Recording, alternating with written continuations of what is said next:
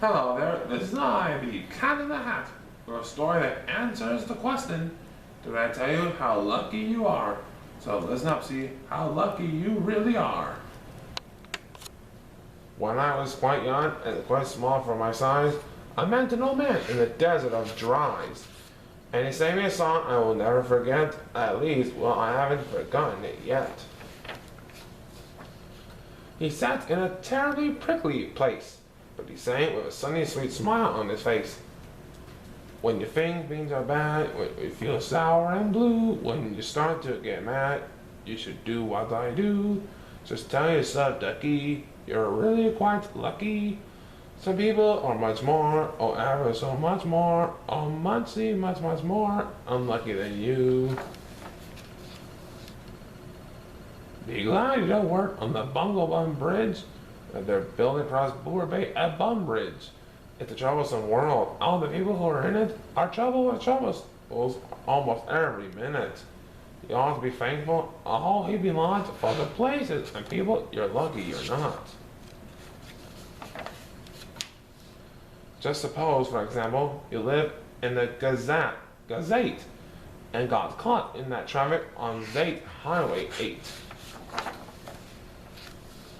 Or suppose, just for instance, you live in Gazaire with a bedroom up here and your bathroom up there.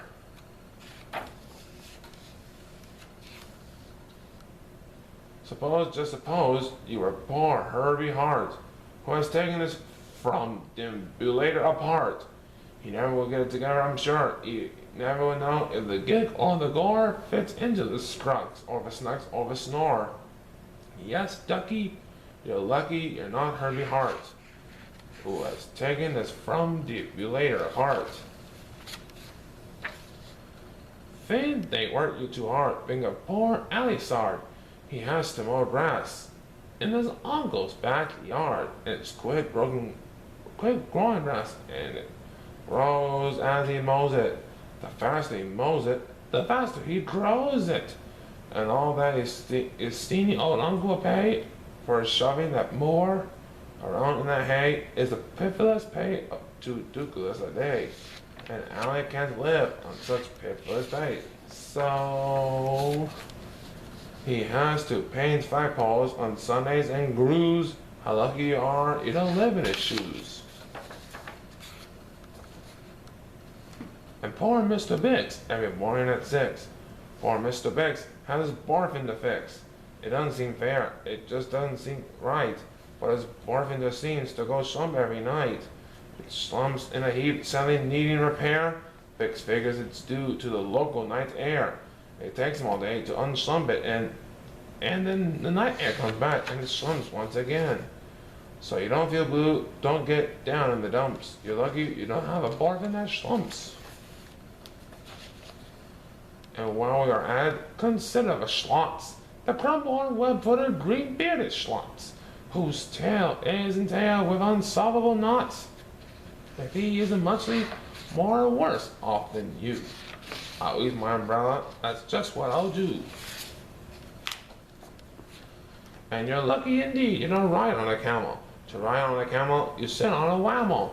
A whammo, you know, is sort of a saddle, held on by a button that's known as a faddle. And boy, if your old whammo faddle gets loose, I'm telling you, ducky, you're gone like a goose. And poor Mr. Potter, T-crosser, I-dotter. He has to cross T's and he has to dot I's. In an INT factory out in Van Nuys. All the jobs people work at out west near Hotswatch. There's a Hotswatcher bee watcher. His job is to watch. Is to keep all of his eyes on the lazy town bee. A bee that is watched will work harder, you see. Well, he watched and he watched, but in spite of his watch, that bee didn't work any harder, no much. So then somebody said, "Oh, bee watching man just isn't bee watching as hard as he can. He ought to be watched by another hot watcher. The thing that we need is a bee watcher. Well, the bee watcher wants to be watcher. He didn't watch well, so another hot watcher had to come in as a watcher. And to all the Hotchers who live in Hotch are watching on Watch Watcher watching Watch. Watching the Watcher who's watching that bee. You're not a Hotch Watcher, you're lucky, you see. And how fortunate you're not Professor DeBreeze, who has spent the past 32 years, if you please, trying to teach Irish ducks how to read Jiminese. And think of the poor buffing Pooglehorn players who have to parade down the Pooglehorn stairs every morning to wake up. The Prince of Pooboken is awful how often their Poogles get broken.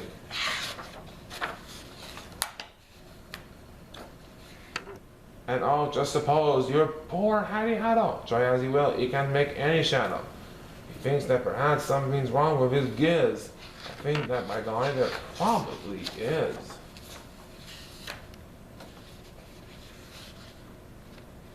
And the Brothers Bazoo, the poor Brothers Bazoo, suppose your hair grew like there's happened to do.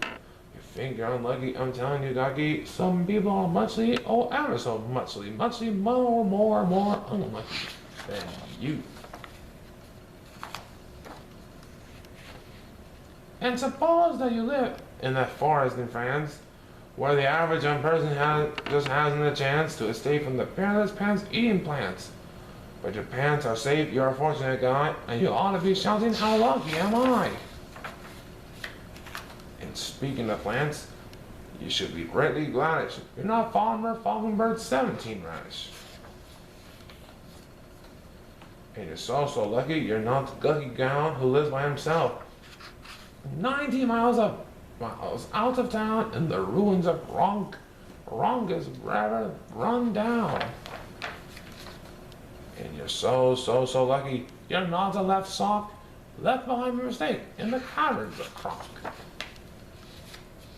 Thank goodness for all the things you are not. Thank goodness you're not something someone forgot and left all alone in some punkerish place, like a rusty tinkle hanging in his face.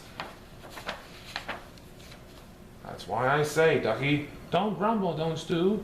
Some critters are much, oh ever so much more unlucky than you. The end. Wow.